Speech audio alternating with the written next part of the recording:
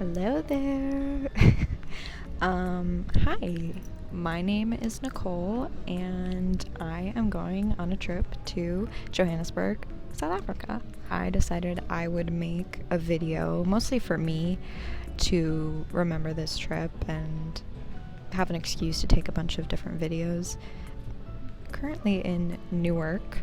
I just flew in from Cleveland, and it was the first time I've taken a flight in 10 years. So it was sort of nerve-wracking for me just to be on a flight for the first time in 10 years, and also to do it alone. I had never been on a flight without my parents, and now here I am in Newark alone. Hi, I guess I should fully introduce myself.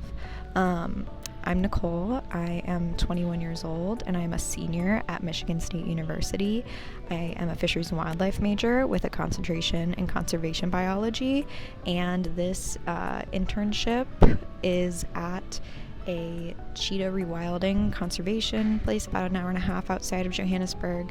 And I'm going to be working with some African wildlife, learning about conservation, prepping diets, doing normal care for a lot of the animals they have on their reservation, and I'm really excited. I have never been to South Africa. I've never even been to Canada, and I'm from Ohio, so Canada's right around the road. Not that, a couple hours around the road. So this is kind of a big deal for me. I'm gonna be documenting what is going on. Hopefully you'll get to see a lot of cool videos of African wildlife.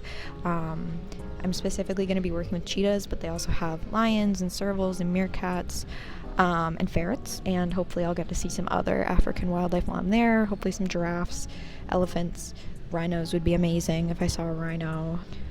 I'm just excited for it all, and yeah, hopefully you find this interesting, but even if you don't, it's just for me and my 0 subscribers. I love you all so much. Thank you for subscribing. But next time you see me will probably be when I'm on my plane to Johannesburg. So, see you then. Hey. So in the last clip, you probably saw me saying that the next time you would see me would be on the flight to Johannesburg. Cameron, tell the vlog what has been happening. Well, we had a really amazing adventure day, and we got to the airport and everything was fine and dandy. And then by the time we got there and we were getting ready to go, it got delayed, and now we're in a hotel in Newark. The only other flight to Johannesburg was the next day, and it was borderline completely booked. Luckily, I met with some other MSU students who were also going on this trip, and we sort of rallied together. Originally, we thought that we might not be able to get to Johannesburg until Wednesday, and we were supposed to get there Sunday afternoon. So to say that we were a little stressed is an understatement. We are on the next flight. So we have some time to kill tomorrow. I didn't really think that a lot of this video would be me doing stuff outside of South Africa, but it feels like here we are. I felt like I had to tell this story. I've been downplaying it, but it has genuinely been so stressful. I have so much adrenaline and anxiety right now. It's 1:30 a.m. and I'm not tired at all. So a lot's been going on. It's been crazy.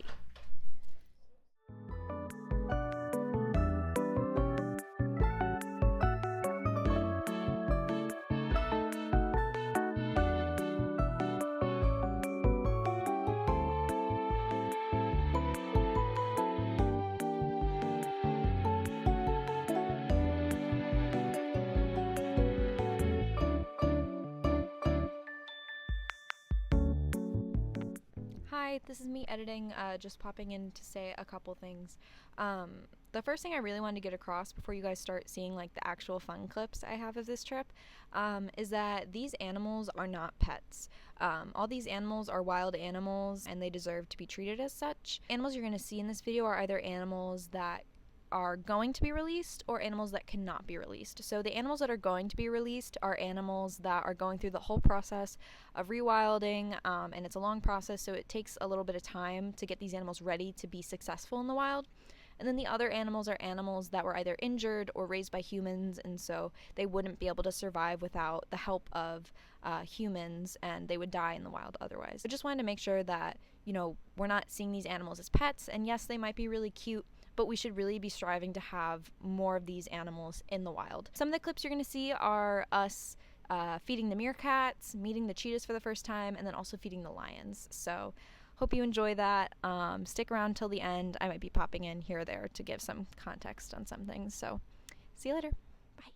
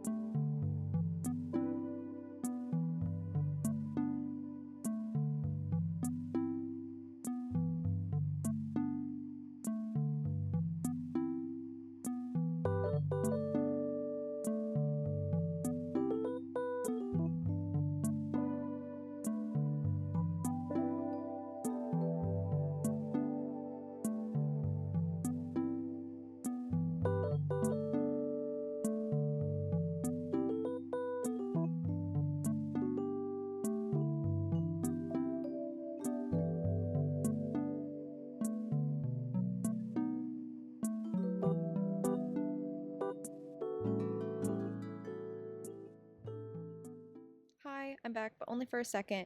So, on our second week there, we actually heard that there was an injured zebra on the property. The whole group went with the staff and a veterinarian in order to go help this zebra. We got to watch him dart it and clean the wound and sort of talk us through how darting works and how, you know, being a large animal vet works in South Africa. So, that's what you're going to see in the next couple clips. I do show the wound of the zebra. I'll put a little timestamp in where you can skip to if you don't want to watch it, but I don't think it's that gross.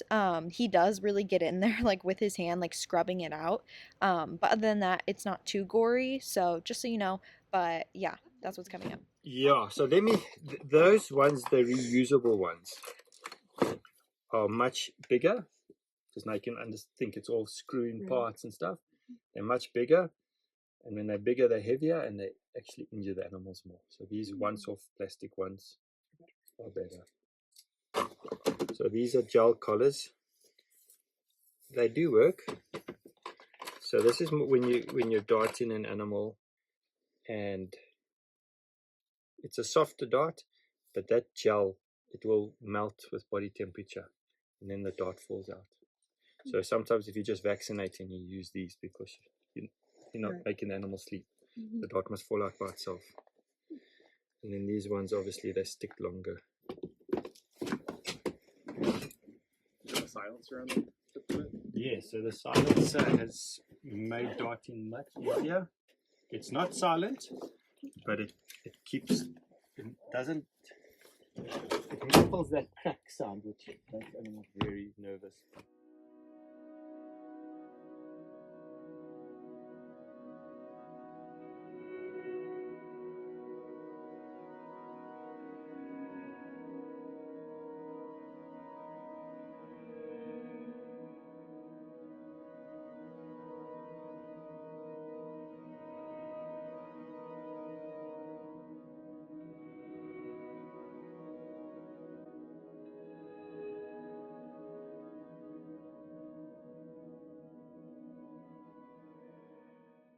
All under the skin, you see the bite. Lots of ticks.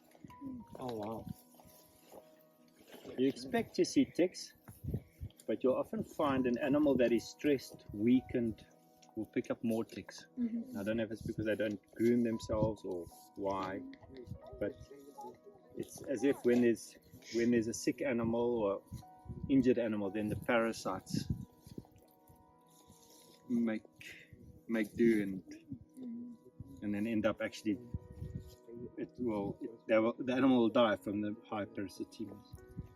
But the nice thing here, there is no worms, there's no maggots. It's quite a clean wound. This wound is already probably about 10 days old, I think. Could be So more. why do they go like up under there mostly? Is that It's like the a soft skin. Okay. Yes, soft Do you want me to skin. hold this one? Yeah, if you can. Then there's nothing broken here. It could even be about 2 to 3 weeks old, I think.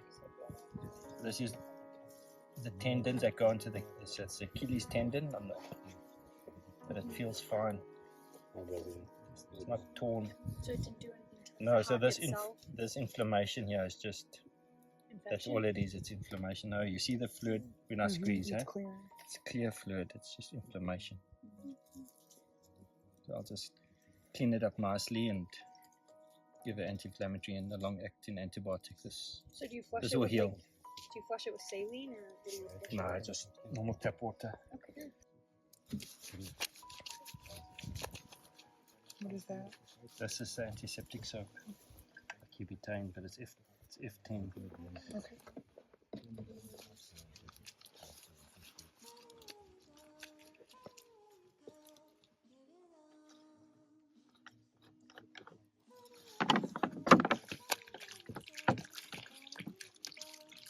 So this pink tissue here, it's called granulation tissue.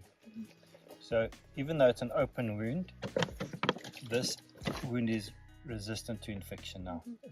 It's created a layer of granulation. So now it just needs wound contraction and epithelialization from the side.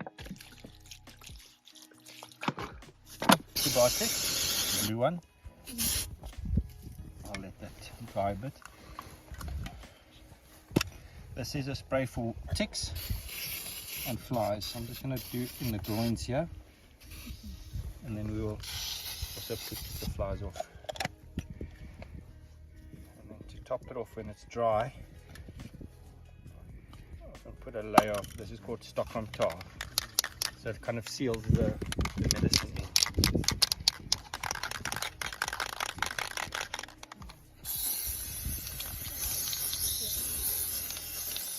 Layer of tar.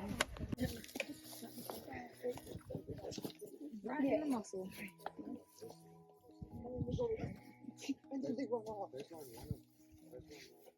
His stomach. Lift the head up. Yeah. This is Guys, you need to pick up his head. head up. Just roll him up. 1, 2, 3. Hold those front legs in and move the left back leg up. Okay, keep him in that position. Watch your hands. Watch your hands. Just do in the manual. Watch your hands. Okay, now wake him up like this. Right here? Yeah. Right next to his feet, you might want to. Yeah, no, I know. And then just Zach's got his go foot on. More. Yeah, yeah, In yeah. all the way. Yeah. Pull back. Pull back, you'll get blood. There we There, Yeah. now shoot it I in. only want you to give half of that slowly. So to what? Go to there. To the one. Yeah. Heck yeah, Taz. Yeah, Chess. Alright. Guys, move Shoot it. Shoot it, do you like that? It's a problem. It's been around, eh? I do work at Let's give it space. What way to go? Trying to.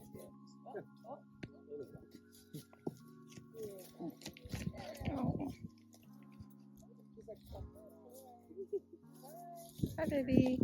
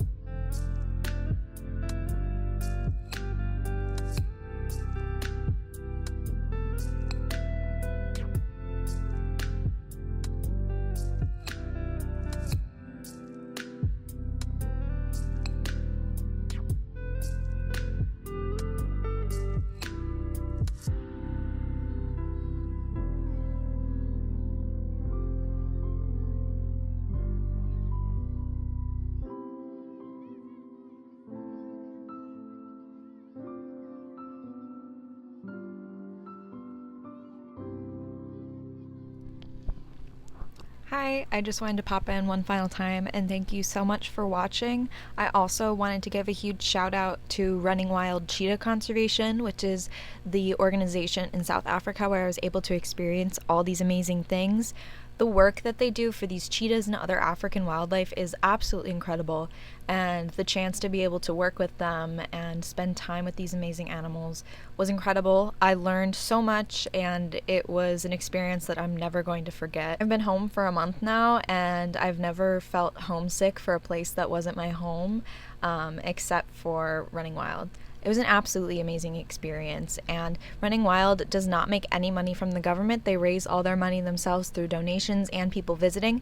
Anyone can go and visit Running Wild. You have to pay a volunteer fee, but that volunteer fee goes directly back to the animals, and that is how they make a majority of their money. Like I said, the government does not give them any funding whatsoever. They raise it all themselves, and it goes directly back to the animals. Running Wild is absolutely amazing. They have a really small staff. They only have like 6 or 7 people that work there, and they're able to do so much for these cheetahs. When we were there, they told us that they have contributed 3% to the wild cheetah population, which might seem like a really small amount, but when you think about how few cheetahs there are in the wild, it is actually a large number of cheetahs that they have rewilded and released into the wild. They have come up with a way to breed and rewild cheetahs in order to increase the wild populations, and it is super cool. These people are so amazing, so I really implore you to look into them, and if you can donate, I'm going to put a link down below, or I'm going to put a QR code somewhere on the screen